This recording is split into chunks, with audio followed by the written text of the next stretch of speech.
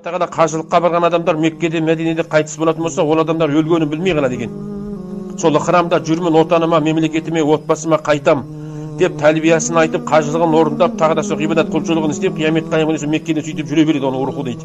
Ол өзінің қай уақытта қайтыс болып кеткенін білмей ғана дейді, иншалла. Меккенің қажылықтың қасиеті. Жан беру деген біздің алдымызда бір үлкен бір қауіп тұр. Осы майдан қылшық суырғанда жеңілдікпен алып кет. Тәнімді, денемді ешкімге ашқызба.